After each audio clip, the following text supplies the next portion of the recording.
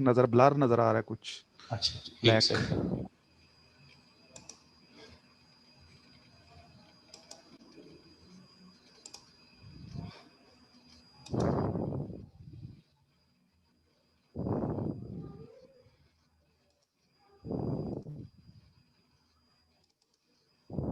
जी अब नज़र आ रहा है जी। अरे एक मिनट, अभी आपने नजर आ रहा है, आपने शेयर किया है, अभी स्क्रीन नहीं शेयर हो रही। अब नजर आ रही है। जी अब बताइएगा आप क्या पूछना चाह रहे थे। सर लास्ट 2 और 3 क्वेश्चन जो है नीचे, नीचे अच्छा और नीचे, ये भी कर लिया था नीचे, ये भी ये कर लिया था। ये सबसे लास्ट में हूँ मैं। हाँ ये इससे अब ऊपर वाला, ये वाला कर दें, ये वाला डिस्कस कर दें सर, थोड़ा सा अच्छा डिस्कस जी। कर। Okay, a company manufactures product produces black ink by mixing three chemicals. The standard cost per liter of black and are as follows. ये पर लीटर आपको स्टैंडर्ड दिया गया है 0.5 लीटर, 0.3 और 0.25 लीटर। 1.05 लीटर आप केमिकल इंसर्ट करते हैं और उसके नतीजे में आपका 1 लीटर इंक प्रोड्यूस होती है। Actual data for the April are as follows. Output of black ink is 3,300 liters और ये जो एक्चुअल क्वांटिटी है ये यूज़ की गई है। मैं ये क्वेश्चन आपको पिक करके सॉल्व कर देता हूँ, बात तो इसमें कोई भी नहीं है इस सर तरह वैसे का ही तो बता कुछ। दें, पिक क्या करना है, अभी टॉपिक जो चल रहा है मैं कह रहा हूँ वैसे ही बता दें, बस फिर मैं जी कर तो लूंगा। बस इसमें ऐसे ही कि आप बताएं मसला क्या है, मैं वो बता देता हूँ। इसमें मसलन ये समझ नहीं आ रहा, मसलन मटेरियल मिक्स वेरिएंस करना है ना, तो इसमें ये समझ नहीं आ रहा ये जो लीटर्स ऑफ जी केमिकल है इनको कैसे मसलन करना है परसेंटेज में, ये बस परसेंटेज बता दें इनको मसलन। यही तो मैं कह रहा हूँ जनाब कि ये तो सादी सी बात है। देखिए आपको 3,300 लीटर्स की आउटपुट बताई गई है, पहले आपको स्टैंडर्ड बनाने की ज़रूरत है जी कि जी सर वो। 3,300 लीटर्स की आउटपुट के लिए स्टैंडर्ड मटेरियल इनपुट कितनी होनी चाहिए। तो बेंचमार्क आपको दिया हुआ है कि अगर वन। आप 1.05 की इनपुट करते हैं तो जी आपकी सर। आउटपुट जो है वो 1 लीटर की होती है। जी सर। ठीक है, तो ये जी सर। तकरीबन 95% के करीब बनता है। बहरहाल अगर आप 3,300 को, चूँकि ये आउटपुट है जो जी कि सर। 1 लीटर के बराबर है, 1 से डिवाइड कर दें और जी सर। 1.05 से मल्टीप्लाई कर लें तो आपको पता लग जाएगा इनपुट मटेरियल कितना होना चाहिए टोटल। 3,300 को 1 से डिवाइड कर लें और 1। 1.05 से मल्टीप्लाई कर लें। जी सर ठीक हो, ठीक ये होगा सर। एक तरीका ये है और दूसरा तरीका ये है कि पहले आप इनपुट आउटपुट की परसेंटेज निकाल लें, तो 1/1.05 कर लेंगे तो वो जी सर। 0.95238 बनता है। तो जी सर। आप 3,300 को इससे डिवाइड कर दें 0.95238 से, तो भी जी सर। यही 3465 ही बनेंगे यूनिट्स। समझ आ गई बात जी। जी सर। ये बन गया स्टैंडर्ड टोटल मटेरियल कितना होना चाहिए। अब आप इसको उसी प्रोपोर्शन में डिवाइड कर लें जो प्रोपोर्शन आपको स्टैंडर्ड दिया हुआ है। वो 0.5 0.3 0.25 दिया हुआ है, आप डिवाइड कर दें इसको 1.05 से तो परसेंटेज निकल आएगी हर एक की। पॉइंट जी फाइव को डिवाइड करेंगे 1.05 से तो 0.47 यानी 47.619। अगर जब राउंड कर रहे हो तो 4 डेसिमल तक पॉइंट्स लिया करें, उससे जी आपका सर। आंसर रियलिटी से ज़रा करीब और एक्यूरेट आए। इसी तरह जी से सर। दूसरे की परसेंटेज निकाल लें, तीसरे की निकाल लें, तो फिर जो 3465 मटेरियल बना है जी उसको सर। आप इसी प्रोपोर्शन में डिवाइड कर दें तो ये जी स्टैंडर्ड यूजेज निकल आएगा। स्टैंडर्ड यूजेज स्टैंडर्ड रेशो के अंदर। यहाँ तक जी समझ आ गई बात। जी सर। तो बारी बारी चलें। पहला वेरिएंस हमेशा से आपको कैलकुलेट करना पड़ेगा। स्टैंडर्ड जो स्टैंडर्ड कॉस्ट वेरिएंस है, मटेरियल कॉस्ट वेरिएंस, उसमें स्टैंडर्ड क्वांटिटी चाहिए, वो आपने अब कैलकुलेट की। जी सर। 3465 को आप इसी प्रोपोर्शन में, तीनों के प्रोपोर्शन में डिवाइड कर देंगे। तो मटेरियल मिक्स निकल आएगा हमारा। नहीं मिक्स तो नहीं निकला भाई आप। वो नहीं सर, वो निकलेगा स्टैंडर्ड। स्टैंडर्ड क्वांटिटी, जी स्टैंडर्ड स्टैंडर्ड क्वांटिटी। क्वांटिटी को स्टैंडर्ड रेट से मल्टीप्लाई करेंगे 0.6 1.4 और 1, तो ये स्टैंडर्ड कॉस्ट निकलेगी। जी सर ठीक एक्चुअल होगा। क्वांटिटी आपको बताई हुई है, जी सर। इसको एक्चुअल रेट से मल्टीप्लाई करेंगे तो एक्चुअल कॉस्ट निकल आएगी। और एक्चुअली आपको एक्चुअल हाँ, एक्चुअल रेट नहीं दिया हुआ, लेकिन एक्चुअल कॉस्ट खुद से दी हुई है, तो रेट आप निकाल डिवाइड सकते हैं। जी, डिवाइड करेंगे तो ठीक है। जी ठीक है सर। तो ये आपका ओवरऑल कॉस्ट वेरिएंस निकल आया। फिर ठीक दूसरा है वेरिएंस आपका अगर रेट वेरिएंस है, तो जी सर। स्टैंडर्ड रेट्स ठीक आपके है पास हैं। ठीक है सर, हो गया। इससे ऊपर वाला जी रीड आउट कर दे। इसके जी ऊपर जी जी। ये भी कुछ काफी कॉम्प्लेक्स है। ये भी अच्छा, थोड़ा तो सा ये बस ज़्यादा अंग्रेजी देख के नहीं डरा करते, नहीं सर, अंग्रेजी अंग्रेजी पढ़ेंगे तो बात आसान हो जाएगी। ठीक है, सर अंग्रेजी की बात, वो चीजें जिस तरह पूछते हैं उस तरह डर लगता है, वो कोई ग्राम है बात नहीं, मैं इसीलिए तो कह रहा हूँ मसला सिर्फ अंग्रेजी का है, जी अकाउंटिंग सर। का इतना मसला नहीं है।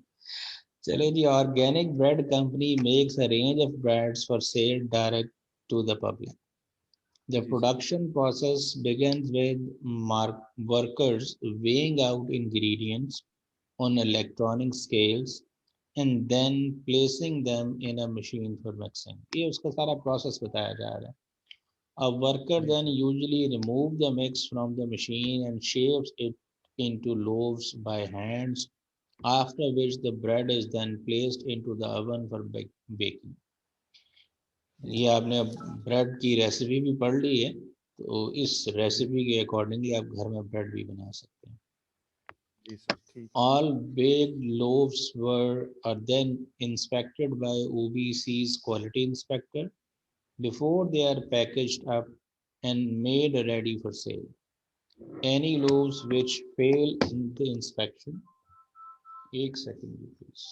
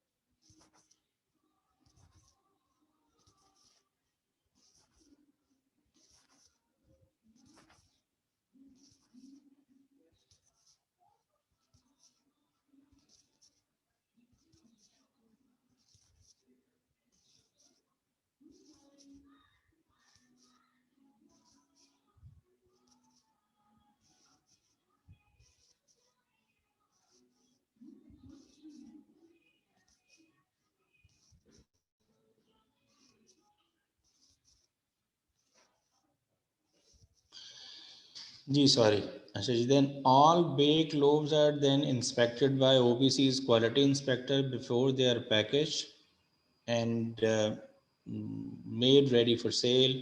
Any loaves which fail inspection are donated to the local food bank. The cost card of OBC Mixed Bloomer, one of its most popular loaves, is as follows. तीन चीज़ें डलती हैं उसमें, वाइट फ्लोर डलता है, होल ग्रेन फ्लोर डलता है, और यीस्ट। ये अब आप अपने समझने के लिए चाहे इसका नाम ABC रख लें, डजेंट मैटर। टोटल 610 ग्राम डलता है, और आपको कॉस्ट बताई हुई है तीनों मटेरियल्स की, प्राइस स्टैंडर्ड प्राइस। जी सर।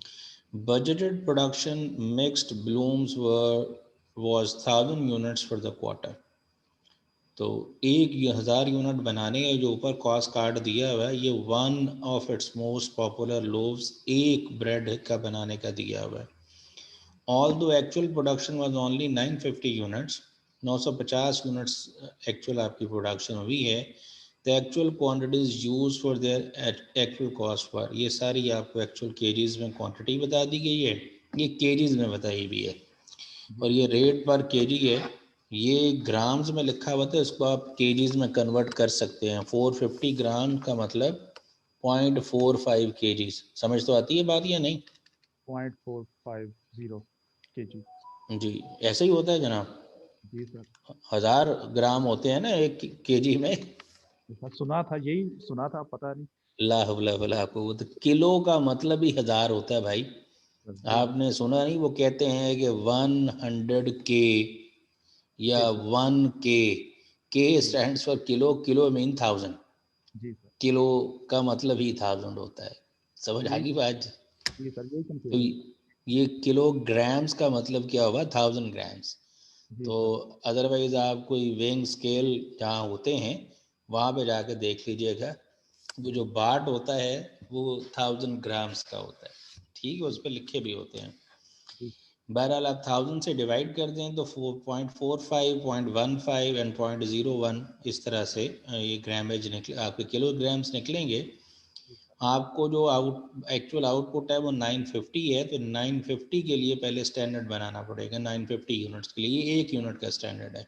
जी सर। तो आप 950 यूनिट्स को मल्टीप्लाई करें 0.45, 0.15 और 0.1 से, तो देन आपके पास जो रिजल्ट निकलेगा जी सर। वो स्टैंडर्ड मटेरियल यूजेज निकलेगा। स्टैंडर्ड मटेरियल यूजेज आपके पास आ गया, जी स्टैंडर्ड रेट आपके पास मौजूद है, एक्चुअल क्वांटिटी मौजूद है, एक्चुअल रेट मौजूद है, मटेरियल कॉस्ट वेरिएंस निकल आएगा। रेट वेरिएंस निकालना है तो रेट्स का difference multiplied by actual quantity, जी और सर। अगर क्वांटिटी वेरिएंस निकालना है तो जो स्टैंडर्ड क्वांटिटी अभी आपने निकाली उसको 408 वगैरह ये एक्चुअल क्वांटिटी है, इससे माइनस करें, जी सर। स्टैंडर्ड रेट से मल्टीप्लाई करें, तो आपके पास जी जो रिजल्ट होगा वो क्वांटिटी वेरिएंस जी सर। होगा। मिक्स्ड यील्ड वेरिएंस भी आप निकाल सकते हैं। जो आपका एक्चुअल यूजेज है उसको स्टैंडर्ड प्रोपोर्शन में कन्वर्ट कर लें, तो स्टैंडर्ड प्रोपोर्शन में कन्वर्ट करने का तरीकाकार सादा सा है, 450 डिवाइडेड बाय जी सर। 610 कर लें तो परसेंटेज में आंसर निकल आएगा 0.73, यानी 73.77% है। जी इसी सर। तरह दूसरे के परसेंटेज निकालें, तीसरे के निकालें, एंड सो ऑन। अच्छा सर, जी इसमें ये पूछना सर इसमें पूछना तो ये था, जब 450 को पहले किलो में कन्वर्ट करेंगे डिवाइड बाय 1000 से, फिर जी 950 से मल्टीप्लाई करेंगे, ऐसे ही है सर? जी ऐसे ही है वो, उससे कोई ख़ास फ़र्क नहीं पड़ेगा, मिक्स वही रहता है, परसेंटेज जी वही सर। रहती है, चाहे आप किलो में निकाल लें चाहे आप ग्राम्स में ही निकाल लें, रिजल्ट पे फ़र्क नहीं पड़ेगा। जी सर, इससे एक ऊपर वाला, इससे ऊपर वाला एक जी वो भी इससे बता ऊपर दीजिए। वाला जनाब। ये किया तो था वो इजी, जी ये जी वाला था। जनाब जी। ये जी, the safe soap company makes environment friendly soap using 3 basic ingredient, standard cost card of product is given below. जी वन बैच ऑफ सोप, एक बैच का सोप बनाने, सोप का एक बैच बनाने के लिए स्टैंडर्ड है। अगेन तीनों का नाम हमें नहीं पता, हम ए बी सी रख लेते हैं। ए बी सी मटीरियल्स हैं, 0.25 kg, 0.6 और 0.5 kg लगता है। जी प्राइस सर। पर केजी बताई गई है।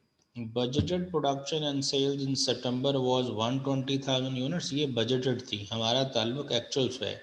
एक्चुअल प्रोडक्शन जो भी है वो 1,36,000 बैचेस की हुई है।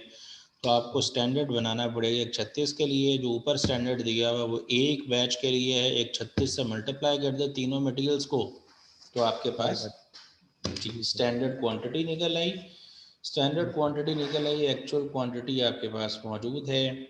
एक्चुअल क्वांटिटी और स्टैंडर्ड क्वांटिटी का डिफरेंस लेंगे, और स्टैंडर्ड रेट से मल्टीप्लाई करेंगे तो मटेरियल क्वांटिटी वेरिएंस निकल आएगा। समझ आ गई बात जी? जी जी सर। और जो तो इसको मिक्स वेरिएंस निकालना है तो जनाब इन तीनों को पहले टोटल कर लें। ये टोटल एक्चुअल यूजेज है, इस एक्चुअल यूजेज को आपने स्टैंडर्ड रेशो में कन्वर्ट करना है, तो पहले स्टैंडर्ड रेशो बना लें। तो जी सर। 0.25, 0.6 और 0.5 टोटल बनता है 1.35।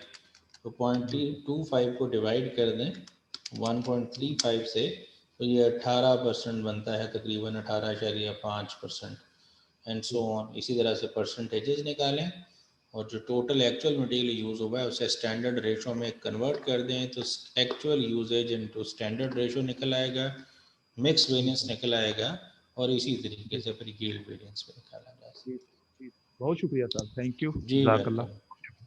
जी सर। बस।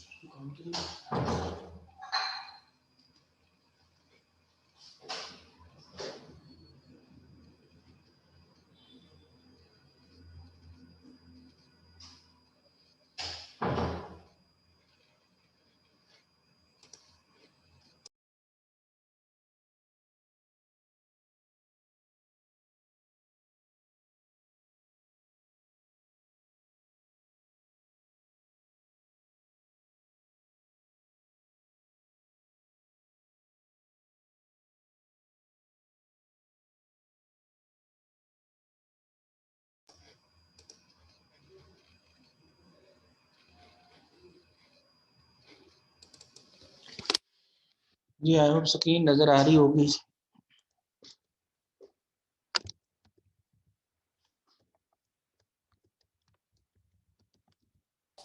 जी सर, नज़र आ रही है।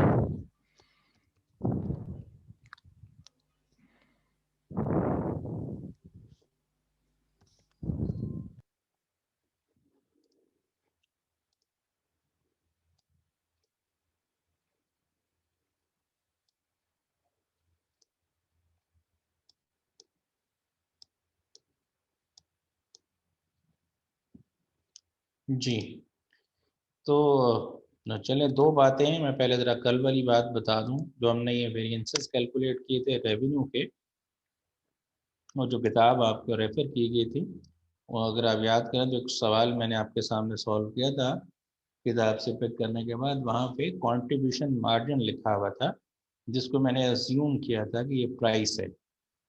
तो अब ज़रा बात समझ लीजिएगा, ये जितने रेवेन्यू वेरिएंसेस हैं, ये रेवेन्यू वेरिएंस कैलकुलेट करने के लिए तरीक़ाकार जो यूज़ किए जाते हैं, उन तरीक़ाकार में तीन तरीक़ाकार हैं, जिनमें से एक हमने ज़िक्र किया। मैं मेंशन कर देता हूँ। आप रेवेन्यू वेरिएंसेस निकालते हैं जी।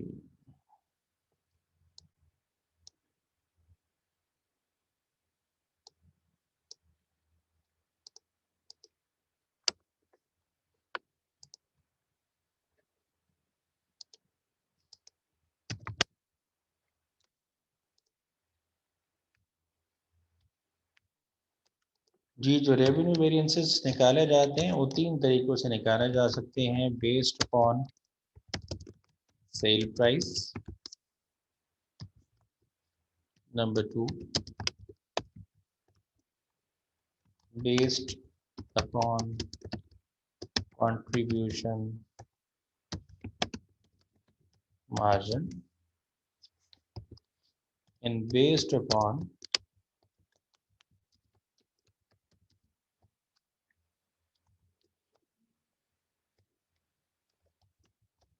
gross profit।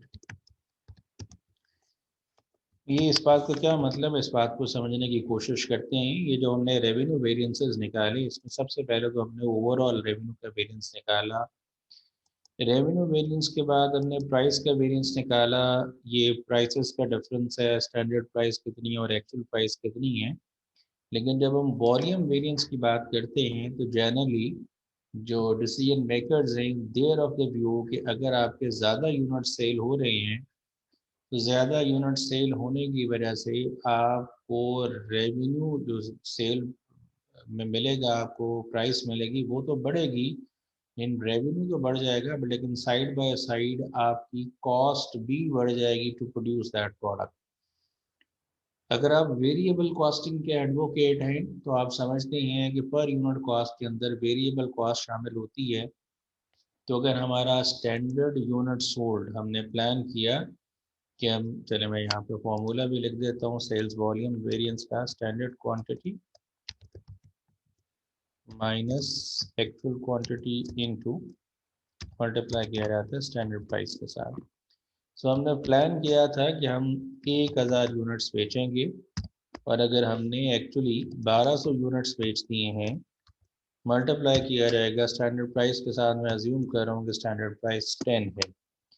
तो जो एक्सप्लेन करने वाले लोग हैं, देयर ऑफ द व्यू कि चूँकि अगर 1000 की बजाय 1200 यूनिट बेचे जाएंगे, तो आपको हर एक्स्ट्रा यूनिट के बदले में 10 रुपये एक्स्ट्रा नहीं मिलेंगे, बल्कि 10 रुपये अगर मिलेंगे तो आपको कुछ ना कुछ कॉस्ट खुद से इनकर करना पड़ेगी। तो अगर हमें कुछ ना कुछ कॉस्ट खुद से इनकर करना पड़ती है, तो फॉर दैट पर्टिकुलर पर्पस हमें ये देखने की ज़रूरत है कि अगर वॉल्यूम हमारा स्टैंडर्ड वॉल्यूम से, यानी यूनिट सोल्ड हमारे बजटेड या स्टैंडर्ड यूनिट सोल्ड के मुकाबले में बढ़ जाते हैं या कम हो जाते हैं, तो दोनों सूरतों के अंदर हमें फ़ायदा या नुकसान जो है वो रेवेन्यू के साथ साथ उसके साथ एसोसिएटेड जो वेरिएबल कॉस्ट है उसके अंदर भी होगा। तो चूँकि हम ये चेक करना चाह रहे हैं हर वेरिएंस के ज़रिए से कि इसका इम्पैक्ट प्रॉफिटेबिलिटी पे क्या है, तो अभी तक जितने वेरिएंसेस आपने कैलकुलेट किए कॉस्ट के, उन तमाम के अंदर ये बात तो डायरेक्ट थी कि अगर इतना हमारा कॉस्ट एक्स्ट्रा लगेगी या इतनी कॉस्ट हमारी कम लगेगी as compare to the standard cost, इतना ही हमारा प्रॉफिट के अंदर इम्पैक्ट पास ऑन होगा, हमारा प्रॉफिट भी उसी हिसाब से या ज़्यादा हो जाएगा या कम हो जाएगा। लेकिन यहाँ पे जब रेवेन्यू वेरिएंस की बात कर रहे हैं, तो जब हम प्राइस वेरिएंस की बात करते हैं तो एक कोई मसला नहीं है, बिकॉज अगर अगर हम स्टैंडर्ड प्राइस के मुकाबले में ज़्यादा प्राइस पे बेच रहे हैं एक्चुअल प्राइस, तो जितने एक्चुअल यूनिट बेच रहे हैं उसके नतीजे में उतना ही रेवेन्यू आपके पास आ रहा है अमाउंट के अंदर। लेकिन जब आप वॉल्यूम की बात करेंगे तो वॉल्यूम ऑफ यूनिट ज़्यादा सेल होने के नतीजे में आपका जो रेवेन्यू है वो तो बढ़ेगा, लेकिन साइड बाय साइड उसकी वेरिएबल कॉस्ट भी बढ़ जाएगी। तो इस सिनेरियो के अंदर जो तरीक़ाकार डेवलप किया गया और वेरिएबल कॉस्टिंग के एडवोकेट्स हैं उनके मुताबिक स्टैंडर्ड क्वांटिटी और एक्चुअल क्वांटिटी के डिफरेंस को जो मल्टीप्लाई होना चाहिए वो स्टैंडर्ड कंट्रीब्यूशन मार्जिन से मल्टीप्लाई होना चाहिए। लाइकवाइज जो एब्जॉर्प्शन कॉस्टिंग के एडवोकेट्स हैं they are of the view कि अगर ज़्यादा यूनिट्स बेच रहे होंगे तो आपको रेवेन्यू ज़्यादा मिलेगा और साथ ही साथ आपकी कॉस्ट ऑफ सेल भी ज़्यादा हो जाएगी, बिकॉज चीज़ें ज़्यादा बेचेंगे उनको बनाना पड़ेगा। तो एब्जॉर्प्शन कॉस्टिंग एडवोकेट्स जो हैं, क्योंकि वहाँ पे तो कंट्रीब्यूशन मार्जिन कैलकुलेट नहीं होता, देयर ऑफ द व्यू कि फिर आपको स्टैंडर्ड ग्रॉस प्रॉफिट से मल्टीप्लाई करना चाहिए। तो ये मुख्तलिफ तरीके हैं जो कि डेवलप हुए हैं, या तो स्टैंडर्ड प्राइस से मल्टीप्लाई कर लिया जाए, ये भी किया जा सकता है, ये कंट्रीब्यूशन मार्जिन से मल्टीप्लाई कर लिया जाए स्टैंडर्ड, ये भी किया जा सकता है। ये सारी बात मैं सेल्स वॉल्यूम वेरिएंस के रेफरेंस में कर रहा हूँ। चले मैं आपकी आसानी के लिए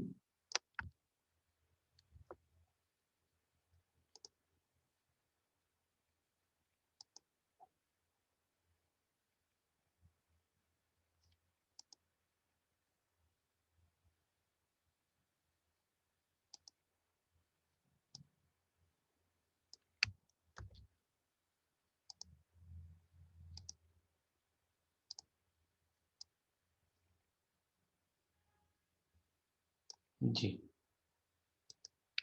ये जितनी बात की जा रही है, मेक इट श्योर कि हम जो बात कर रहे हैं ये हम बात कर रहे हैं in the context of volume variance के। वॉल्यूम वेरिएंस या तो स्टैंडर्ड प्राइस से मल्टीप्लाई करके कैलकुलेट किया जा सकता है, या स्टैंडर्ड कंट्रीब्यूशन मार्जिन से, या स्टैंडर्ड ग्रॉस प्रॉफिट के साथ। तो ये तीनों तरीके चलेंगे। सो इसका मतलब ये होगा कि अगर सेल्स वॉल्यूम वेरिएंस फर्स्ट कर ले, जैसे हमने कल कैलकुलेट किया था प्राइस की बुनियाद पे, तो फिर हमने ये जो आगे दो वेरिएंस कैलकुलेट किए मिक्स और यील्ड, तो इनमें भी स्टैंडर्ड प्राइस से ही मल्टीप्लाई किया था कल तक। लेकिन अगर आप ये volume variance based upon contribution margin calculate कर रहे होंगे, तो जब आप मिक्स और यील्ड वेरिएंस निकालेंगे तो यहाँ पे ये जो मुख्तलिफ तरीक़ाकार हमने मिक्स और यील्ड के देखे, तो यहाँ पे मैं ऑब्लिक डाल देता हूँ। यहाँ पे स्टैंडर्ड कंट्रीब्यूशन मार्जिन भी हो सकता है, स्टैंडर्ड ग्रॉस प्रॉफिट भी हो सकता है, बेस्ड अपॉन द सिनेरियो। जैसा सिनेरियो होगा वैसे ही उस चीज़ को फॉलो करेंगे। इसी तरीके से जब यील्ड वेरिएंस निकालेंगे तो वहाँ पे भी इस तरीके से किया जा सकता है कि प्राइस से मल्टीप्लाई करें, या कंट्रीब्यूशन मार्जिन पर यूनिट से मल्टीप्लाई करें, या हम मल्टीप्लाई कर दें स्टैंडर्ड ग्रॉस प्रॉफिट के साथ। तो ये वॉल्यूम वेरिएंस को, सेल्स वॉल्यूम वेरिएंस को कैलकुलेट करने के ये मुख्तलिफ तरीके हैं। बट ना क्वेश्चन इज दिस कि हमें कैसे पता चलेगा कि हमने कौन सा तरीका कार फॉलो करना है। तो लेट्स सपोज एक एग्जामिनेशन टाइप सिनेरियो है, तो उसके अंदर आपको कंट्रीब्यूशन मार्जिन पर यूनिट दिया ही नहीं हुआ स्टैंडर्ड, ना ग्रॉस प्रॉफिट पर यूनिट दिया हुआ है, you are given with only sale price information. तो ऑब्वियस बात है कि डेटा की लिमिटेशन है, तो आप फॉर श्योर जो प्राइस वाला मेथड है उसी को फॉलो करेंगे। और अगर आपको प्राइस नहीं दी हुई, ग्रॉस प्रॉफिट नहीं दिया हुआ, बल्कि आपको कंट्रीब्यूशन मार्जिन पर यूनिट दिया हुआ है, तो ऑब्वियस बात है कि बेस्ड अपॉन द इंफॉर्मेशन आप स्टैंडर्ड कंट्रीब्यूशन मार्जिन से ही मल्टीप्लाई करें। या अगर आपको standard gross profit per unit दिया हुआ है और बाकी दोनों इन्फॉर्मेशन मौजूद नहीं है, तो फिर आप ग्रॉस प्रॉफिट से मल्टीप्लाई करेंगे। और इन सर्टन केसेस ऐसा होता है कि जब रिक्वायरमेंट है तो रिक्वायरमेंट का नाम हमें गाइड कर रहा है कि हमने उसको किस तरीके से कैलकुलेट करना है। मैं आपके एग्ज़ाम से एक सवाल आपके सामने शेयर करता हूँ, जिससे आपको थोड़ा सा बेहतर अंदाज में अंदाज़ा होगा कि हम जब ये बात कर रहे हैं तो पेपर से इसको किस तरीके से अंडरस्टैंड कर सकते हैं। ये स्क्रीन नज़र आ रही है थी, अब आपको एक क्वेश्चन नज़र आ रहा है जिनका माइक अनम्यूट और मुझसे any one of you if you could respond. Yes sir, नजर आ रहा है। चलें, that's great. Okay, safety products company is engaged in the manufacturing of safety products for the construction industry. The following production information is available. Per unit budgeted cost बताइए, direct material, labor, variable factory overhead, fixed factory overhead. Total per unit budgeted cost बताई हुई है, budgeted variable overhead बताया हुआ है, budgeted fixed factory overhead बताया हुआ है. Fixed and variable overheads are absorbed on the basis of direct labor hours, which are estimated to be 17,570. तो अगर आप रेट निकालना चाहें इन दोनों को, वेरिएबल और फिक्स को बजटेड आवर से डिवाइड कर देंगे तो बजटेड वेरिएबल फैक्ट्री ओवरहेड का रेट भी निकल आएगा और फिक्स का भी निकल आएगा। वो ऑलरेडी वैसे निकाला भी, वो 55 और 110 लिखा है। एनीवेज, एक्चुअल कॉस्ट की इंफॉर्मेशन मौजूद है, direct material, direct labour, variable factory overhead total, and then budgeted sales of SPL is 10,500 units at a price of 1210, and the actual sales revenue of the company is 12,12540 for 9,500 units. तो अगर आप actual price calculate करना चाहते हैं तो जो ये 12 million वाली अमाउंट है, 12.54 मिलियन जो है, इसको आप डिवाइड कर दें 9,500 से तो आपको एक्चुअल प्राइस मिल जाएगी, वो 1320 बनती है। अगर 1320 एक्चुअल प्राइस है और 1210 स्टैंडर्ड प्राइस है तो पहली रिक्वायरमेंट है सवाल में सेल प्राइस वेरिएंस कैलकुलेट करें। तरीकाकार आपके सामने है, प्राइसेस का difference multiplied by actual quantity. तो 1210 स्टैंडर्ड प्राइस है, एक्चुअल प्राइस हमने खुद से कैलकुलेट किया, 12,540 डिवाइडेड बाय 9,500 1320 बनती है। माइनस करेंगे 1320 1210 में से और मल्टीप्लाई कर देंगे एक्चुअल 9,500 यूनिट से, तो आपको प्राइस वेरिएंस मिल जाएगा। अब सेकंड में लिखा हुआ है सेल्स वॉल्यूम प्रॉफिट वेरिएंस। अब इस बात से समझना है, सेल्स वॉल्यूम वेरिएंस तो हमने जनरली पढ़ लिया, सेल्स वॉल्यूम वेरिएंस से मुराद तो ये है कि वॉल्यूम्स का डिफरेंस लेंगे और मल्टीप्लाई कर देंगे प्राइस के साथ। तो हमारे जो बजटेड यूनिट सोल्ड थे वो आपको टॉप पे लिखे हुए मिल रहे हैं मेरे ख्याल में जी। अगर वो आपको ये 15,750 बताया हुआ है जी जी जी, सॉरी ये लिखा हुआ है 10,500 यूनिट ये बजटेड यूनिट्स थे और 9,500 एक्चुअल यूनिट्स हैं। इन दोनों का डिफरेंस लेंगे और मल्टीप्लाई करेंगे अगर स्टैंडर्ड प्राइस से, तो वो तो प्राइस बेस्ड वेरिएंस निकलेगा। लेकिन सवाल की रिक्वायरमेंट बता रही है कि आपने volume variance based upon profit निकालना है, कॉन्ट्रीब्यूशन मार्जिन भी नहीं, प्रॉफिट। तो इसका मतलब आपको फिर स्टैंडर्ड ग्रॉस प्रॉफिट से मल्टीप्लाई करना पड़ेगा। स्टैंडर्ड ग्रॉस प्रॉफिट कैलकुलेट करने के लिए 1210 आपकी स्टैंडर्ड प्राइस है और ये आपको 632 रुपए की स्टैंडर्ड कॉस्ट दी हुई है। इन दोनों का डिफरेंस लेंगे तो this will come up with you जो standard gross profit per unit है उससे मल्टीप्लाई करेंगे और आप इस चीज़ को कैलकुलेट करेंगे। आई होप बात समझ आई होगी ये वाली।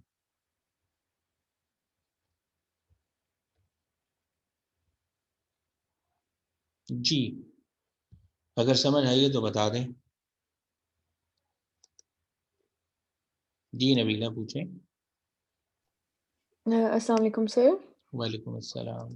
सर ये बात तो समझ आ गई है, लेकिन आउट ऑफ दीज थ्री इन तीनों में से बेस्ट या बेटर ऑप्शन कौन सी है, जी अच्छा जी, या एक्यूरेट कौन सा होगा? जी सारी अपनी जगह पे एक्यूरेट है। मैं आपको अभी एक और चीज़ बतानी है, जब वो बता दो तो फिर इस सवाल का मैं आंसर करता हूँ।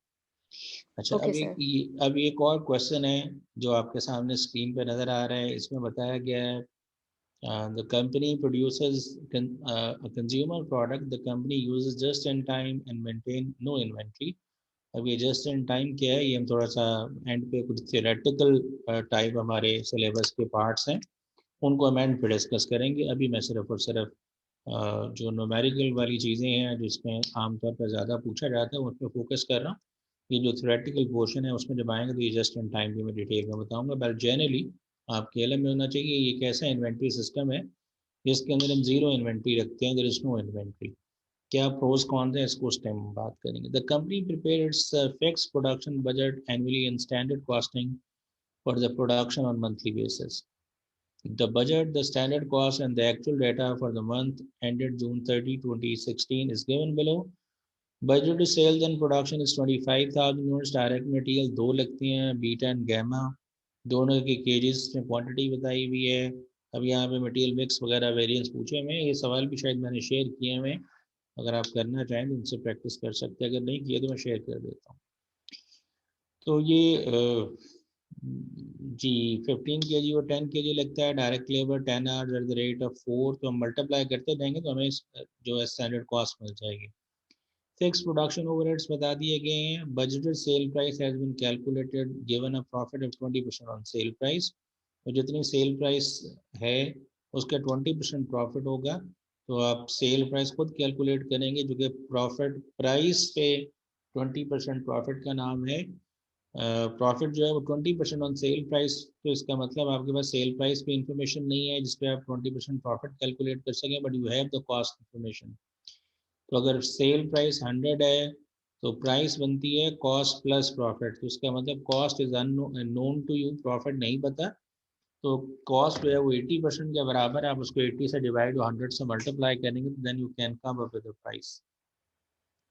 ये एक्चुअल डेटा बताया गया है, प्रोडक्शन यूनिट्स बताए गए हैं, और higher sold at a price 20% higher than budgeted. तो ना बजट प्राइस पता थी, वो आपने खुद से कैलकुलेट किया, उसकी बुनियाद पे आप एक्चुअल प्राइस भी निकाल सकते हैं, उसमें 20% ऐड कर देंगे. डायरेक्ट मटेरियल बीटा गैमा और direct labour incurred fix production overheads बताया हुआ है. कुछ इन्फॉर्मेशन में आंसर्स बताए हुए हैं. वॉल्यूम एफिशिएंसी और वॉल्यूम कैपेसिटी, ये बैरल सवाल उस ज़माने का है जब फिक्स फैक्ट्री ओवरहेड के मज़ीद वेरिएंसेस भी सिलेबस में शामिल होते थे.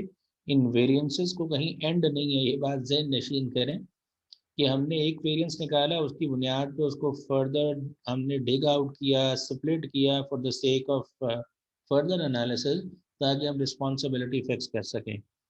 तो इसी तरह से एक वेरिएंस, उसके बाद उसके नतीजे में हमने 2 निकाले, 2 से मज़ीद भी निकाले जा सकते हैं. ये जो फिक्स फैक्ट्री ओवरहेड के वेरिएंसेस हैं, इसमें जो आपने वॉल्यूम वेरिएंस निकाला था, उस वॉल्यूम वेरिएंस को फर्दर डिवाइड किया जाता है वॉल्यूम एफिशिएंसी और वॉल्यूम कैपेसिटी वेरिएंसेस के अंदर.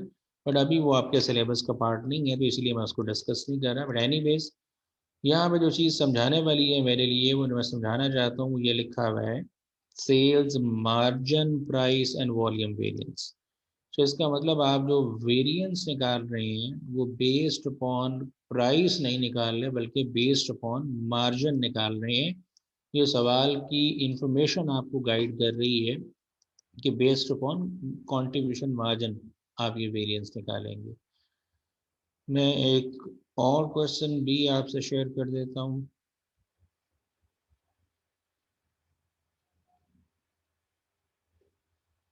जी मानूर, आप सवाल पूछें. अस्सलाम वालेकुम सर. वालेकुम अस्सलाम. सर ये जो अभी आप बता रहे हैं सेल्स मार्जिन वेरिएंस, और वो जो आपने उससे पहले नीचे वाले क्वेश्चन बताया था वो जिसमें जी प्रॉफिट भी हमें, प्रॉफिट, जी बिल्कुल. तो सर ये हम लोग कैसे फाइंड करेंगे? कैसे इसका तो फाइंड आपने करें? नहीं बताया. जी जी, अच्छा कैसे अच्छा. फाइंड करेंगे? देखो, इसका कोई फॉर्मूला बता दो. मैंने तो बता दिया, मैं दोबारा स्क्रीन पे ले आता हूँ, आपको नजर आ जाएगा. ये ले, ये सेल्स वॉल्यूम वेरिएंस लिखा हुआ है. जो कन्वेंशनली मैंने आपको पढ़ाया वो क्या था, standard quantity minus actual quantity into standard price. ये तो कल हमने किया था, इस पर प्रैक्टिस क्वेश्चन भी किए हैं, और स्क्रीन पे नज़र भी आ रहे हैं. ये वॉल्यूम वेरिएंस निकला हुआ है. Standard quantity actual quantity multiply किया रहता है स्टैंडर्ड प्राइस के साथ. मैंने ऑब्लिक डाल दिया. इसको स्टैंडर्ड प्राइस से भी मल्टीप्लाई किया जा सकता है, स्टैंडर्ड कंट्रीब्यूशन मार्जिन से भी, और स्टैंडर्ड ग्रॉस प्रॉफिट से. जी समझ आई है बात? जी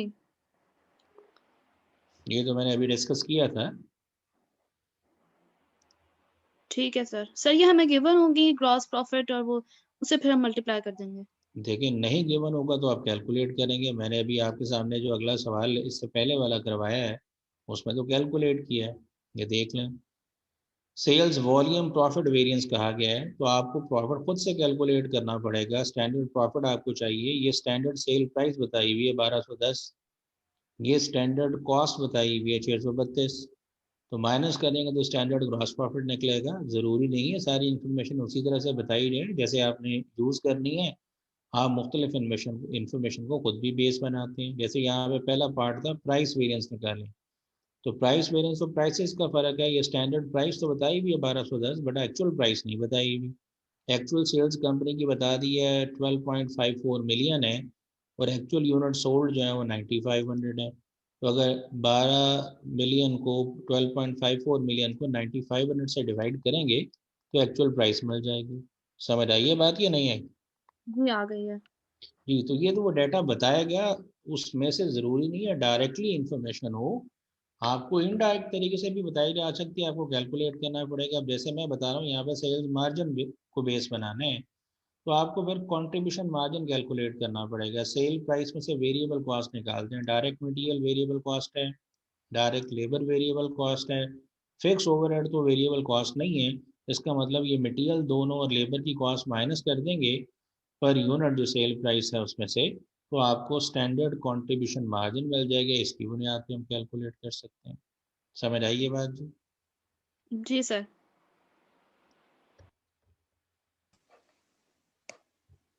सर काइंडली आप ये क्वेश्चंस अगर शेयर कर दें तो। जी, मैं ये शेयर भी कर देता हूँ और उनके जवाब भी शेयर कर देता हूँ। नहीं सर, जवाब नहीं।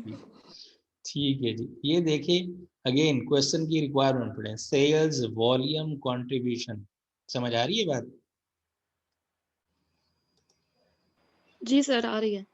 तो चले, मुझे 2-4 मिनट की एक जी चाहिए भी, ब्रेक भी। तो मुझे सिर्फ 2-4 मिनट दीजिए कि इन द मीन वाली स्क्रीन पे क्वेश्चन है, आप इसमें सेल्स वाले वेरिएंसेस को ज़रा कैलकुलेट करें। जितनी समझ आती है, नहीं आती तो मैं आपको 4-5 मिनट में दोबारा ज्वाइन करता हूँ और मैं फिर आपको करता हूँ। मीटिंग ऑन ही है, मैं ज़रा फिलहाल म्यूट कर रहा हूँ जी। आप इन द मीन वाली प्रैक्टिस कर लें।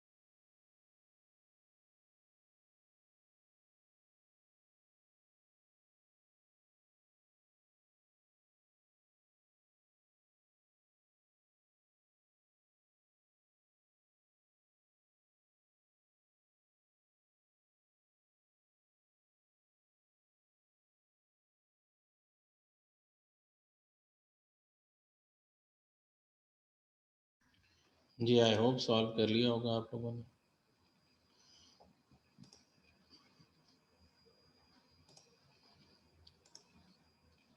जी हाँ, सेलिंग प्राइस पर बॉक्स बताई हुई है 350 और स्टैंडर्ड कॉस्ट बताई हुई है, मील, एवरेज कॉस्ट है, लेबर, वेरिएबल ओवरहेड्स बताए गए हैं। देन बताया गया है 35,600 boxes were actually served and generate revenue of 12,104 during the month. तो अगर इतने बॉक्सेस सर्व किए गए हैं और ये रेवेन्यू जनरेट हुआ है तो एक्चुअल प्राइस हम निकाल सकते हैं 12,104,000 को आप डिवाइड कर दें 35,600 से तो 340 आपकी एक्चुअल प्राइस बनती है, जबकि स्टैंडर्ड प्राइस जो थी वो 350 थी। The actual cost data is given below, ये एक्चुअल कॉस्ट इन्फॉर्मेशन है। मैं जो बता रहा था वो तो सेल्स वॉल्यूम कंट्रीब्यूशन निकालना है। तो प्राइस वेरिएंस तो प्राइसेस का ही डिफरेंस होगा। स्टैंडर्ड प्राइस 350 और एक्चुअल प्राइस 340 है, इन दोनों का difference multiplied by actual quantity. लेकिन सर जो वॉल्यूम में वॉल्यूम हम कंट्रीब्यूशन मार्जिन से मल्टीप्लाई करेंगे ना? एग्जैक्टली। तो जैसे मैं बता रहा हूँ कि वो वैसे अगर खाली सेल्स वॉल्यूम वेरिएंस लिखा हो तो कोई इशू नहीं है, हम प्राइस से ही मल्टीप्लाई करेंगे। लेकिन अगर वॉल्यूम सेल्स वॉल्यूम वेरिएंस ही कैलकुलेट करने को कहा जाए और डेटा में दिया ही कंट्रीब्यूशन मार्जिन हो तो फिर हमें बायसे मजबूरी कंट्रीब्यूशन मार्जिन ही यूज़ करना पड़ेगा। डेटा में दिया ही ग्रॉस प्रॉफिट गया हो तो वही यूज़ करना पड़ेगा। लेकिन जहाँ पे दोनों आ रहे हैं, देखिए प्राइस पे हमें पता है तो अब कंट्रीब्यूशन भी हम कैलकुलेट कर सकते हैं। तो व्हाट टू डू नाउ, या तो सवाल की रिक्वायरमेंट हमें गाइड कर रही है, जैसे यहाँ पे लिखा है वॉल्यूम कंट्रीब्यूशन, इसका मतलब वॉल्यूम को कंट्रीब्यूशन मार्जिन से मल्टीप्लाई किया जाएगा।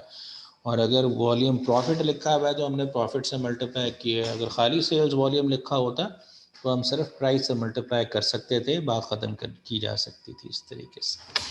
आई होप समझ आई होगी बात। Right sir. जी ये एक और है, जैसे लिखा हुआ है सवाल में की रिक्वायरमेंट ये कैलकुलेट करें सेल्स वॉल्यूम कंट्रीब्यूशन। इसका मतलब वॉल्यूम को मल्टीप्लाई कंट्रीब्यूशन मार्जिन से किया जा रहा होगा।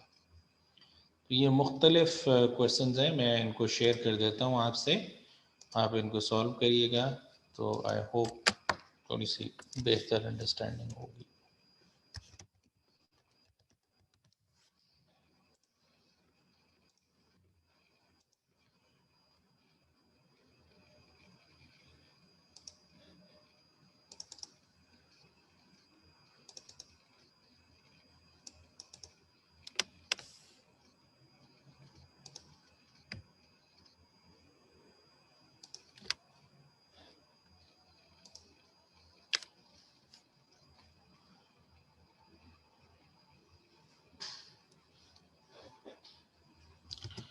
जी अभी किसी ने लिखा है कि सॉल्यूशन भी भेज दें, तो मैंने मुल्क कौम के वसी तर मफाद में आपको सॉल्यूशन भी भेज दिया जाए।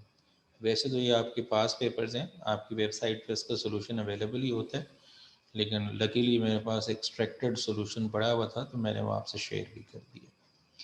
अच्छा जी, अब जो एक और बात रहती है उसको डिस्कस करते हैं और देन आगे चलते हैं जी।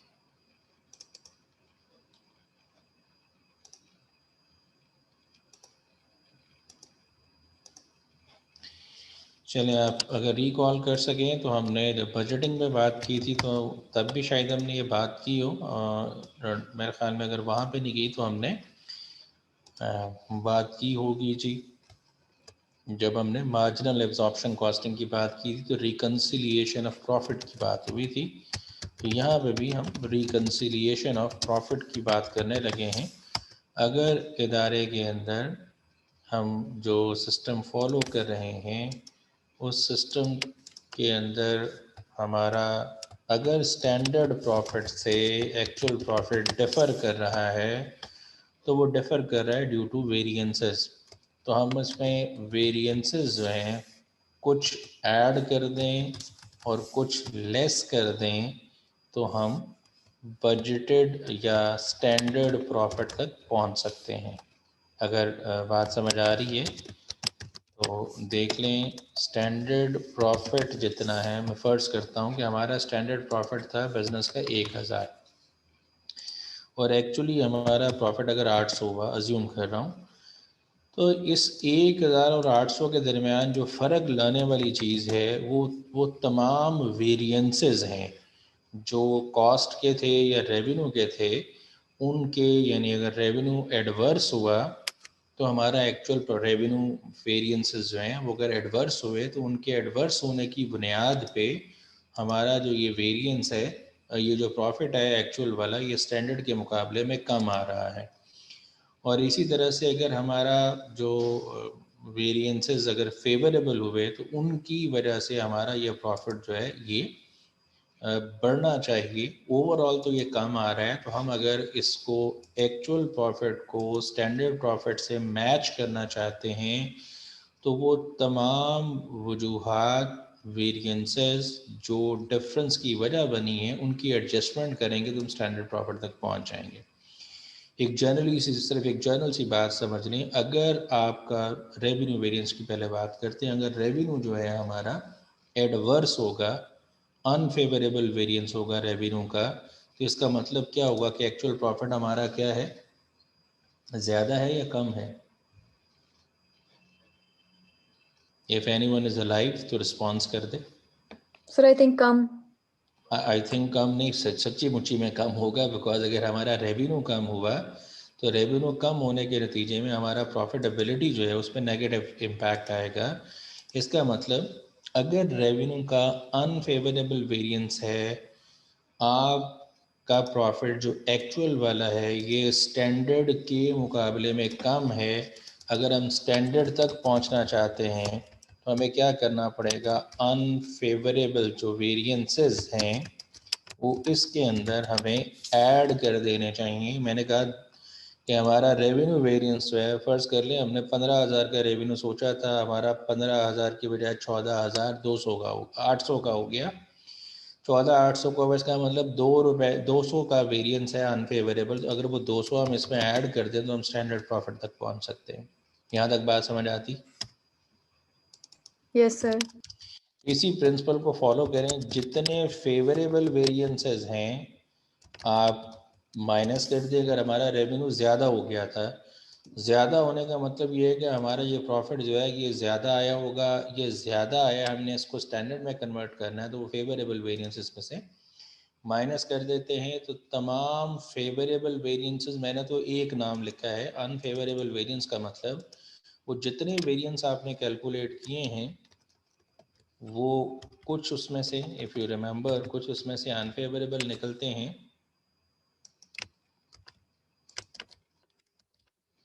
ये कुछ उसमें से अनफेवरेबल निकलते हैं, तो वो तमाम अनफेवरेबल जो हैं वो इसके अंदर ऐड कर दिए जाएं।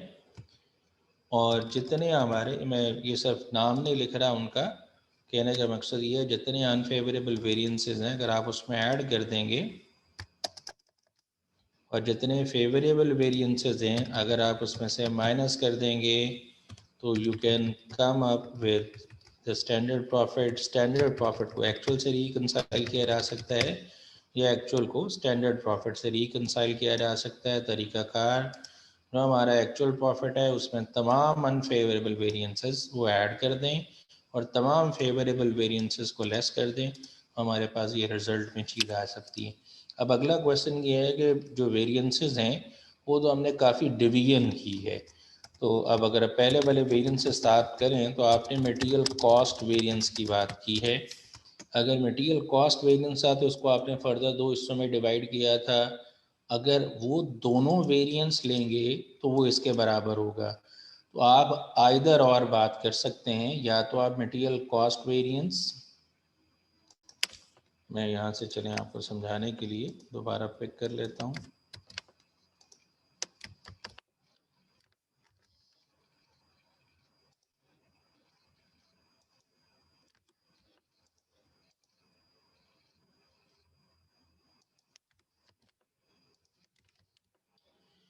जैसे ये लेबर वेरिएंसेस आपको नज़र आ रहे हैं, तो ये लेबर वेरिएंसेस हमने कैलकुलेट किए थे कि जो लेबर कॉस्ट वेरिएंस होता है हमारा, उसको दो हिस्सों में डिवाइड किया जाता है। जो दो हिस्सों में डिवाइड हुआ है वो वेरिएंस, वो लेबर एफिशिएंसी वेरिएंस है और लेबर रेट वेरिएंस है। सो अगर आपके पास लेबर एफिशिएंसी वेरिएंस और रेट वेरिएंस अलग-अलग से मौजूद है, फ़र्ज़ कर लें ये 800 अनफेवरेबल है और ये 200 अनफेवरेबल, मैं सपोज कर रहा हूँ, तो ऑब्वियसली ये 1000 रुपये का अनफेवरेबल होगा। तो जब आप यहाँ पे एडजस्टमेंट करेंगे मटेरियल का वेरिएंस हो या लेबर का या फैक्ट्री ओवरहेड का, या तो आप इन दोनों की एडजस्टमेंट करेंगे या फिर टोटल की एडजस्टमेंट करेंगे। अगर आप करेंगे ये भी एडजस्ट कर दूं और ये भी एडजस्ट कर दूं तो ये जहन में रहे तो ये डुप्लीकेट हो जाएगा, बिकॉज ये अनफेवरेबल वेरिएंस ही फर्दर डीकम्पोज हुआ था, इसलिए आइदर और वाली बात है। जो टोटल वेरिएंसेस अगर आपके पास मौजूद हैं तो आप टोटल वेरिएंसेस की ही एडजस्टमेंट करें, आगे वाले जो उसकी सब डिवीजन है उनकी एडजस्टमेंट करने की ज़रूरत नहीं है। या फिर अगर आप सब डिवीजन वाले वेरिएंसेस की एडजस्टमेंट कर रहे हैं तो फिर टोटल वाले वेरिएंस की एडजस्टमेंट करने की ज़रूरत नहीं है। मेरी बात समझ पाए अगर आप। इसी तरीके से जो मटेरियल वेरिएंस है उस पर मटेरियल क्वांटिटी का, यूजेज का वेरिएंस था, रेट का, फिर क्वांटिटी के अंदर फर्दर आपके दो वेरिएंसेस थे। इसी तरह फैक्ट्री ओवरहेड वेरिएंसेस के अंदर आपने पहले फिक्स वेरिएबल की बात की, फिर फिक्स को 2 में किया, वेरिएबल को 2 में किया। तो अगर आप टोटल कॉस्ट वेरिएंस एडजस्ट करेंगे तो फिर उसकी ब्रांचेस जो हैं उसको एडजस्ट करने की ज़रूरत नहीं है, बिकॉज वो उसी टोटल वेरिएंस के आगे ब्रांचेस हैं। और अगर आप उन ब्रांचेस को एडजस्ट कर लेते हैं तो फिर आपको टोटल दोबारा से एडजस्ट करने की ज़रूरत नहीं है। आप वो तमाम अनफेवरेबल वेरिएंसेस जो हैं वो एक्चुअल प्रॉफिट में ऐड कर दें और तमाम फेवरेबल वेरिएंसेस जो भी हैं उसको लेस कर देंगे तो you can come with and result. And result आपका स्टैंडर्ड प्रॉफिट के बराबर होगा जितना आपका एक्चुअल प्रॉफिट है। आई होप बात समझ आई होगी। Yes sir. चलिए दैट्स ग्रेट। तो अब अगर कहीं रिकन्सिलिएशन का आ जाए तो यू कैन डू दैट। सो ये फाइनल बात है इस वेरिएंसेस के हवाले से।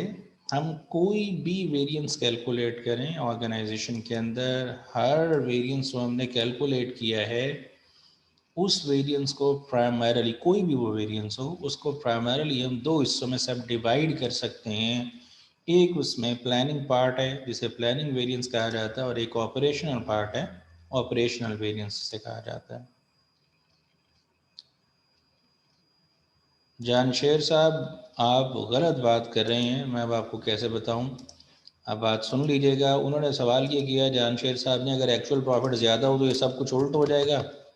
वो भाई ज़्यादा हो या कम हो, हमें तो ये इसको छोड़ ही दिया। हमने कहा जो ज़्यादा या कम करने वाली चीज़ें अगर फ़र्ज़ कर लेंगे बराबर भी हो तो भी हम तमाम अनफेवरेबल वेरिएंस, क्योंकि कुछ अनफेवरेबल वेरिएंसेस जो हैं वो आपके एक्चुअल प्रॉफिट को कम कर रहे हैं, तो जितने भी हैं आप उनके नेट रिजल्ट तक पहुंचे हुए ना। हो सकता है कि आपके फेवरेबल वेरिएंस ज़्यादा हों। आपने कहा ये 1000 अगर एक्चुअल प्रॉफिट ज़्यादा हो, फ़र्ज़ कर लें ये 1200, मैं आपकी बात मान लेता हूँ, तो भी कुछ ऐसे अनफेवरेबल वेरिएंसेस हैं जिसने इस प्रॉफिट को, जिसने इस इनफैक्ट अनफेवरेबल वेरिएंस ने इस प्रॉफिट को कम किया होगा। और कुछ ऐसे हैं जिसने इस फेवरेबल, ये जो वेरिएंसेस हैं फेवरेबल, उन्होंने इस प्रॉफिट को ज़्यादा किया होगा। उनका नेट रिजल्ट सबका तो ये बना है, जैसे अगर फ़र्ज़ कर लें ये 800 का अनफेवरेबल वेरिएंस है और ये इसका फेवरेबल वेरिएंस है, तो जो एंड रिजल्ट यहाँ पे होगा वो 600 का अनफेवरेबल वेरिएंस होगा। तो आप ये कहेंगे नहीं हमें सिर्फ 600 का वेरिएंस फेस करना पड़े। इसी तरह से ये 1200 और 1000 का फर्क, इसका हरगिज़ मतलब नहीं है सिर्फ 200 का फेवरेबल कोई एक वेरिएंस होगा। कितनी वेरिएंसेस फेवरेबल होंगे और कितने ही अनफेवरेबल होंगे, उनका नेट इफेक्ट जो है वो 200 बनेगा। वो नेट इफेक्ट कितना है जब हम सारे वेरिएंसेस लिखेंगे तो ऑटोमेटिकली वो बात प्रूव हो जाएगी। जानशेर साहब बात समझ आई है तो बताएं, नहीं समझ आई तो फिर पूछें। आपका माइक अनम्यूट ही है, आप पूछ सकते हैं सवाल, you have been allowed to talk. अगर अभी भी कंफ्यूज है ना तो पूछें। जी बड़ी बात है जनाब। हाँ, ठीक है जी, चलिए जी। तो मैं यहाँ पे खड़ा हूँ कि कोई भी वेरिएंस अगर हम कैलकुलेट करते हैं तो उस वेरिएंस के अंदर हमें फर्दर दो वेरिएंसेस हम आइडेंटिफाई कर सकते हैं। मैं यहाँ से कुछ कॉपी कर लेता हूँ जी, जो वेरिएंसेस हमने इससे पहले निकाले हुए हैं। चलिए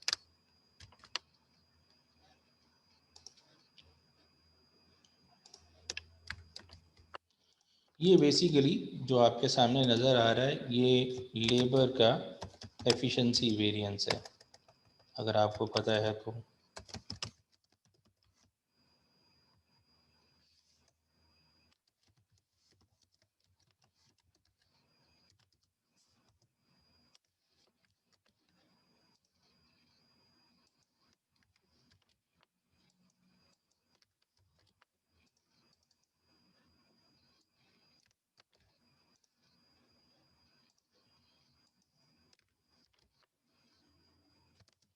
ये है लेबर के एफिशिएंसी वेरिएंस, जितने स्टैंडर्ड आवर्स हैं उसमें से एक्चुअल आवर्स माइनस किए जाएंगे, स्टैंडर्ड रेट से मल्टीप्लाई किया जाएगा। मैं कोई सा भी वेरिएंस पिक कर सकता हूँ, मैं for the time sake of understanding कोई एक वेरिएंस पिक किया है, दूसरा भी पिक किया जा सकता है, लेबर रेट वेरिएंस भी हो सकता है।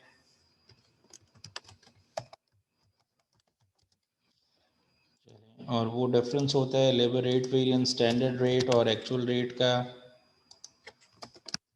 और उसको मल्टीप्लाई किया जाता है एक्चुअल आवर्स के साथ। इसी तरह से अगर आपको याद हो तो मटेरियल का यूजेज वेरिएंस था, मैं ज़रा बस अब यूजेज लिख रहा हूँ मटेरियल के लिए, स्टैंडर्ड क्वांटिटी एक्चुअल क्वांटिटी का फ़र्क, और इसी तरह से मटेरियल का भी रेट वेरिएंस होता है। और अगर वो मटेरियल का रेट वेरिएंस है तो स्टैंडर्ड एक्चुअल रेट के डिफरेंस को एक्चुअल क्वांटिटी से मल्टीप्लाई किया जाता है। क्योंकि हम ये सारी बात रिस्पॉन्सिबिलिटी फिक्स करने के हवाले से कर रहे हैं, तो once you calculated a variance, for example हमने ये लेबर एफिशिएंसी वेरिएंस कैलकुलेट किया कि स्टैंडर्ड आवर्स जो हैं, फ़र्ज़ कर रहे हैं कि हमें एक चीज़ को बनाने के लिए 1000 आवर्स लगते हैं, जबकि एक्चुअली हमने 1200 आवर्स लगाए हैं, और जो स्टैंडर्ड रेट है हमारा वो फ़र्ज़ कर रहे हैं 10 रुपीज़ पर आवर है। तो जो वेरिएंस हमारा जनरेट हो रहा है जी, जो वेरिएंस हमारा यहाँ पे जनरेट हो रहा है, अगर हम उसको कैलकुलेट करें तो 200 मल्टीप्लाइड बाय 10, तो 2000 का ये अनफेवरेबल वेरिएंस है। ऐसे ही है जी? जी यस नो कोई बता दे। Yes sir. चले, अब अगर ये 2000 का अनफेवरेबल वेरिएंस है, when we are going to fix the responsibility, तो जब किसी पे बर्डन डालेंगे जी आपकी वजह से हुआ है, तो everyone is usually trying to shift the responsibility. एक हमने बात की थी, दूसरा हमको गोली नहीं मार देंगे, हम शो कॉज देंगे, एक्सप्लेन करें why this variance has been arise. अगर हम उन साहब से पूछेंगे क्यों वेरिएंस अराइज हुआ है, तो वेरिएंस अराइज होने की जो रीज़न्स वो बयान करेंगे, उसमें एक पॉसिबल रीज़न ये भी हो सकती है कि जो आपने टाइम का बेंचमार्क सेट किया हुआ 1000 घंटों में ये चीज़ बननी चाहिए, ये आपका बेंचमार्क ही ठीक नहीं है। लेट्स सपोज हमने पर यूनिट जो बेंचमार्क सेट किया हुआ था, पर यूनिट लेबर आवर जो रिक्वायर्ड थे, वो हमारे 10 लेबर आवर थे, और एक्चुअली जो हम चीज़ें बना रहे हैं, एक्चुअल यूनिट्स जो बना रहे हैं वो हम 100 बना रहे हैं। तभी तो हम कह रहे हैं कि 100 यूनिट्स बनाने के लिए अगर 10 लेबर आवर्स लगते हैं, पर यूनिट लेबर आवर 10 लगते हैं,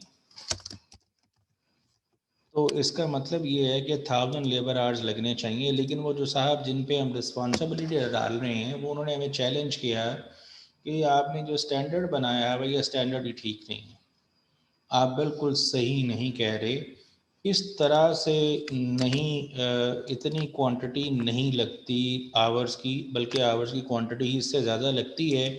जो आपने पर यूनिट स्टैंडर्ड सेट किया हुआ है, दिस स्टैंडर्ड इज़ इनकरेक्ट, ये बिल्कुल ठीक नहीं है। तो अगर हम उनकी बात मान लें कि वो सही कह रहे हैं, तो उसका मतलब ये है कि सारा कसूर हमारा है, उस बंदे का बिल्कुल कसूर नहीं है। लेकिन हम ये नहीं चाहते कि सारा कसूर अपने पे ले लें, तो हम उसको डिग आउट करेंगे, इन्वेस्टिगेट करेंगे।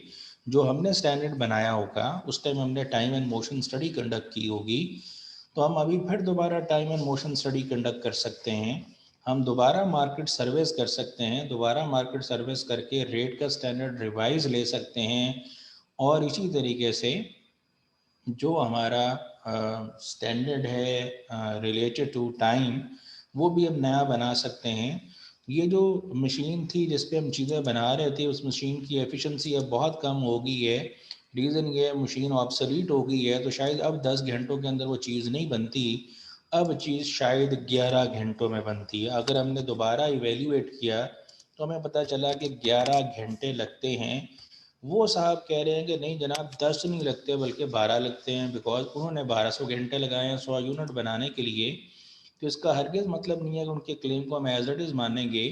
हम चेक करेंगे कि अगर 100 घंटे 1000 घंटे लगने चाहिए हमारे हिसाब से, अगर रिवाइज स्टैंडर्ड भी बना लिया जाए, तो अब हम कैलकुलेट करें हमारे जो आवर्स लगने चाहिए वो 1100 हैं, अगर ओरिजिनल स्टैंडर्ड को बेस ना भी बनाया जाए तो भी फिर भी 100 आवर्स का डिफरेंस है।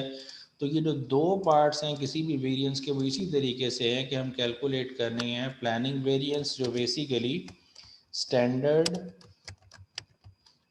एंड रिवाइज्ड स्टैंडर्ड का फ़र्क होगा।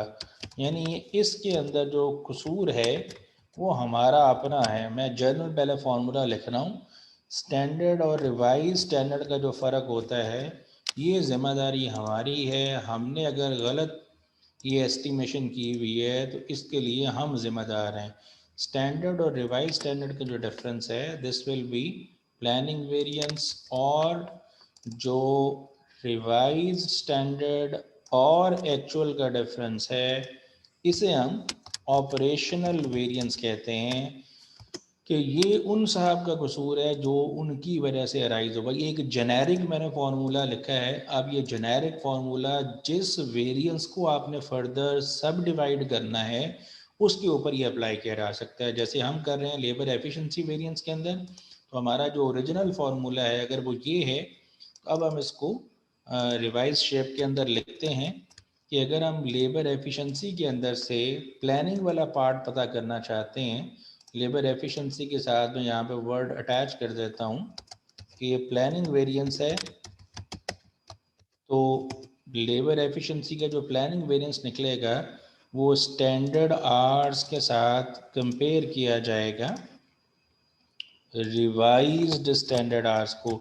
तो मैं RSH लिख रहा हूँ, रिवाइज स्टैंडर्ड आवर्स, और देन उसको मल्टीप्लाई किया जाएगा देन उसको मल्टीप्लाई किया जाएगा स्टैंडर्ड रेट के साथ। तो अब हम अभी हमने जो कैलकुलेट किया स्टैंडर्ड ये था 1000 घंटे लगने चाहिए और रिवाइज स्टैंडर्ड के मुताबिक 1100 घंटे लगने चाहिए। अगर ये 1100 घंटों के हिसाब से भी फ़र्क निकालें तो भी जो 1000 रुपये का वेरिएंस अराइज हो रहा है वो हमारी ज़िम्मेदारी है, लेकिन 1000 का वेरिएंस दूसरे साहब की ज़िम्मेदारी है। लेबर एफिशिएंसी वेरिएंस जो है उसको हम प्लानिंग और ऑपरेशनल पार्ट के अंदर कन्वर्ट कर रहे हैं। तो ये जो इसका ऑपरेशनल पार्ट है यानी जिनकी इनएफिशिएंसी की वजह से अराइज हो रहा है वो फ़र्क है। स्टैंडर्ड आवर्स नहीं अब लिए जा रहे, हम ले रहे हैं रिवाइज्ड स्टैंडर्ड आवर्स, और उसमें से माइनस किया जा रहा है एक्चुअल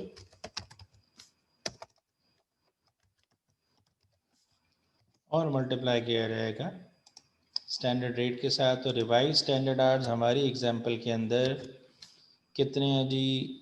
हमारे, मैं यहाँ से कॉपी कर लूँगा जी फिर आसान हो जाएगा। जो रिवाइज स्टैंडर्ड आवर्स हैं हमारी मिसाल के मुताबिक 1100 हैं और जो एक्चुअल आवर्स लग रहे हैं वो 1200 हैं। स्टिल जो डिफरेंस आ रहा है वो 1000 का है जो कि अनफेवरेबल है।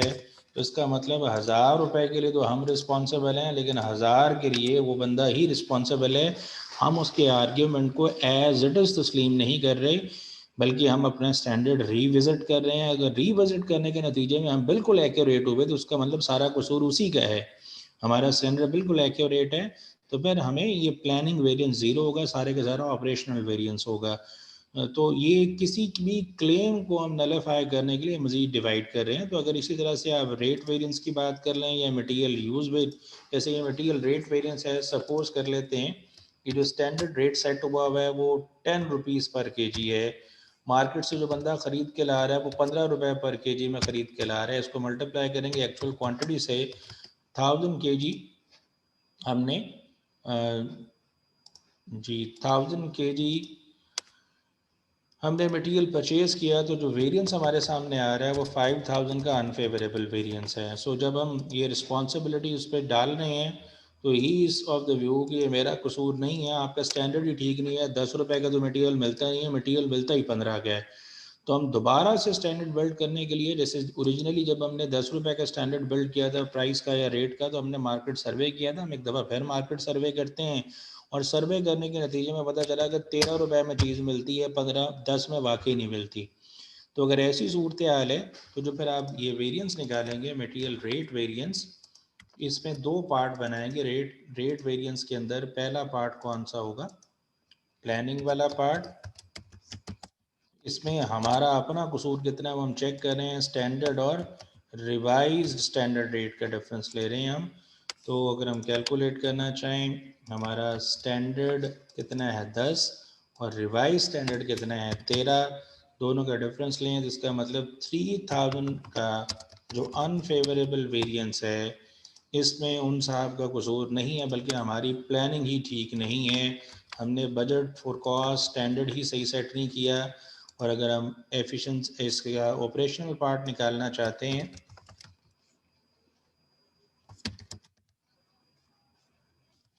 जी, तो उसका तरीक़ाकार, जी, जो उसका तरीक़ाकार है, हम रिवाइज स्टैंडर्ड रेट में से अगर स्टैंडर्ड रेट रिवाइज भी कर लिया जाए तो क्या सूरत हाल है, वो वेरिएंस कैलकुलेट करेंगे। जी, हमारे एग्जाम्पल के मुताबिक रिवाइज स्टैंडर्ड जो है वो 13 का है, वो भाई स्टिल भी 13 में नहीं लेके आ रहे हैं बल्कि 15 में लेके आ रहे हैं। तो 2000 का जो वेरिएंस अराइज हो रहा है वो अनफेवरेबल, इसमें स्टिल उन साहब का कसूर है। इसे हम प्लानिंग और ऑपरेशनल वेरिएंस कहते हैं। वो बात समझ आई होगी, कोई कन्फ्यूजन है तो पूछ सकते हैं।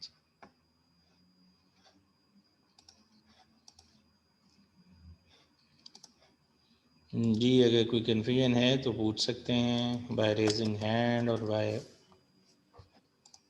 जी नबीला समझ आ गई? यस सर, समझ आ गई सर, but just want to know कि इस पे भी क्वेश्चन आया हुआ है इन द पास्ट। जी, एक आध दफ़ा आया हुआ है। तो अगर सिलेबस में ये क्लियरली नहीं भी लिखा हुआ, तो चूँकि एक आध दफ़ा पेपर में आया हुआ, तो मेरी जिम्मेदारी थी कि मैं डिस्कस ज़रूर करूँ, तो मैंने इसलिए डिस्कस कर दिया। Right sir. Sir so question में बेसिकली हमें मेंशन होगा कि एक्चुअली जी, प्लानिंग में ये किया था और रिवाइज्ड में इतना जी, हुआ था, so वो एग्जैक्टली। इन्फॉर्मेशन गिवन होगी सर। जी, वो इन्फॉर्मेशन अवेलेबल होगी, ओके, देन हम उसकी बुनियाद पर कैलकुलेट कर सकते हैं। ठीक हो गया सर।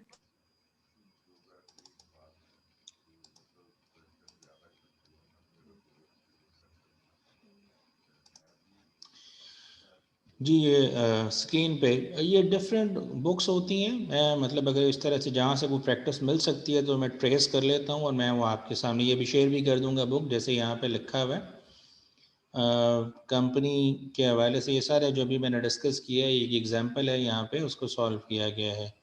लेबर एफिशिएंसी वेरिएंस हमने निकाला और उसको फिर फर्दर डिवाइड किया। ये स्टैंडर्ड सारा कुछ बताया हुआ है। टोटल लेबर एफिशिएंसी जो वेरिएंस है उसको फर्दर सब डिवाइड किया गया है और उसके अंदर ये चीज़ें डिस्कस की गई हैं।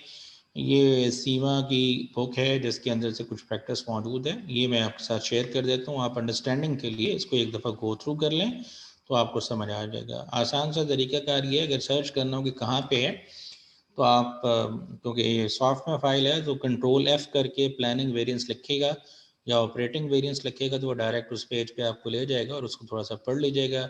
ये comparing operational and planning variances क्या तरीक़ाकार है, ये सारी चीज़ यहाँ पे एक्सप्लेन हुई है।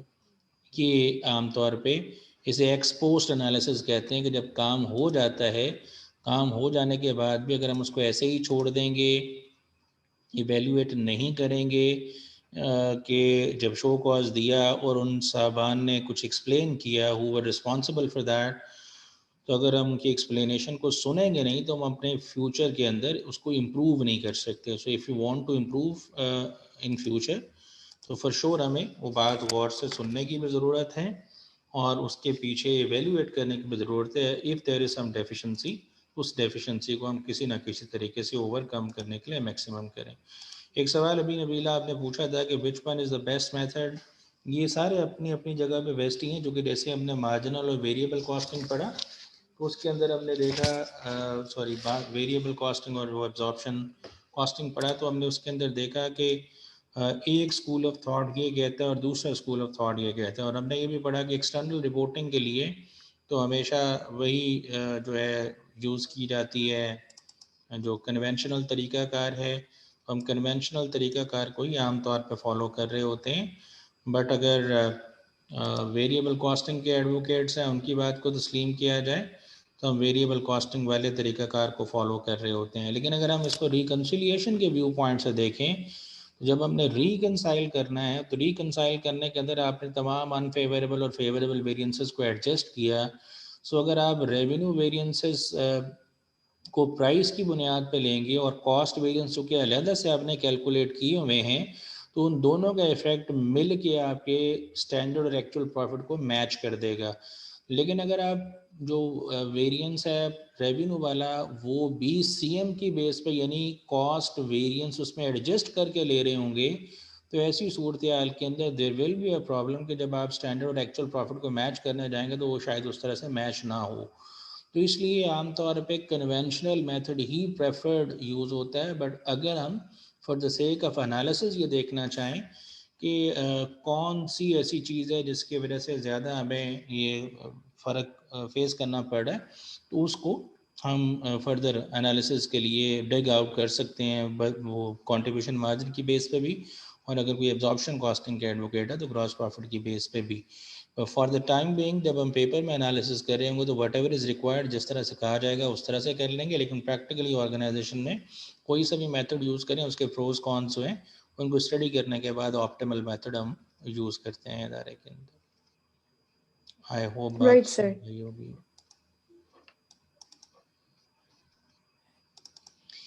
जी मैंने ये जो बुक है ये शेयर कर दी है, और इसके अलावा जो हमारा अगला सिलेबस का टॉपिक है वो प्राइमरीली मैनेजमेंट अकाउंटिंग के अंदर जो अगली बात है वो इनफैक्ट लिंक करती है मोर ऑफ फाइनेंशियल मैनेजमेंट। वो फाइनेंशियल मैनेजमेंट फाइनेंस का पार्ट है, तो उसके लिए जो किताब अभी हम यूज़ कर रहे थे इसके अंदर कोई स्टफ़ नहीं है। मैं जो नेक्स्ट रेलेवेंट बुक्स हैं वो आपके साथ शेयर कर रहा हूँ, कुछ स्लाइड्स भी शेयर कर रहा हूँ। कैपिटल बजटिंग इनफैक्ट हमारा अगला टॉपिक है। कैपिटल बजटिंग को हम इंशाल्लाह डिस्कस करेंगे नेक्स्ट क्लास के अंदर, लेकिन स्टफ़ जो है रेलेवेंट मैं आपसे शेयर कर देता हूँ, कुछ आप उसको पढ़ेंगे इंशाल्लाह। जब रेफ़र करूँगा कि इसमें से फ़लाँ चैप्टर पढ़ना है, अभी तो आप जो आपको स्टैंडर्ड कॉस्टिंग वगैरह वाले क्वेश्चन हैं उनको आप गो थ्रू करें, सॉल्व करें, कोई इशू होगा तो इंशाल्लाह कल ज़िंदगी रही तो उसको डिस्कस करेंगे। तो किताब मैंने शेयर कर दी है, जो अगले टॉपिक्स के लिए भी है वो भी मैंने ग्रुप में थ्रो कर दी है, वो भी आपको मिल जाती है। कोई जहन में सवाल आ रहा है, बात पूछना चाहते हैं तो पूछ सकते हैं।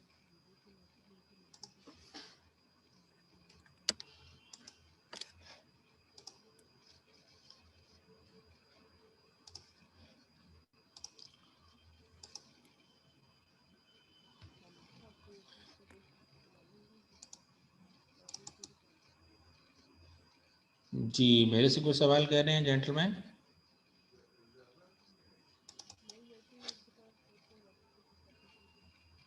अच्छा जी, someone is talking behind. Okay जी, अब्दुल सबूर साहब को सवाल करना चाहते हैं पूछ लें, अदरवाइज हम वाइंड अप करते हैं। जी अस्सलाम वालेकुम सर। वालेकुम अस्सलाम। सर ये वेरिएंसेस तो हमने मतलब है कि ये तो काफ़ी सारे पढ़ लिए। अब इसमें कितनी वेटेज किसको देनी है सर? कुछ हम मतलब सबको कह दे, सकते हैं सारों को एक जितनी वेटेज देंगे? जी जी सबको दे दें, सारे ही अच्छे हैं, कोई बुरा नहीं है।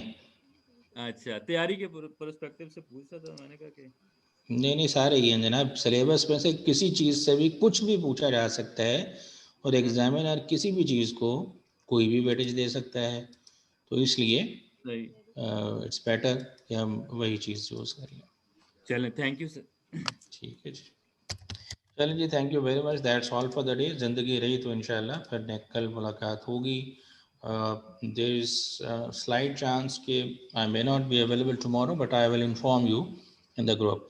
तो अगर कोई इशू हुआ तो मैं बता दूंगा, अदरवाइज़ इंशाल्लाह क्लास एज पर रूटीन होगी। बट अदरवाइज़ आप अपने टॉपिक को कंक्लूड करिएगा। टुमारो भी अगर खुदा न खास्ता क्लास नहीं होती तो अगली क्लास में हम कैपिटल बजटिंग पे बात शुरू करेंगे। मैंने रिलेटेड स्टफ सॉफ्ट में भी, किताब भी और स्लाइड्स वगैरह भी कुछ शेयर कर दिए हैं, उनको ज़रूर सामने रखिएगा। अगर वो एक प्रेजेंट फ्यूचर वैल्यू के टेबल्स का मैंने एक भेजा है, वो एक पेज सा है, उसको काइंडली अगर हो सके तो प्रिंट करके हार्ड में अपने सामने रखिएगा जब भी नेक्स्ट क्लास अटेंड करने के लिए बैठें, बिकॉज उससे अंडरस्टैंडिंग आपकी ज़रा बेहतर हो जाएगी। ओके जी, thank you very much, that's all for the day.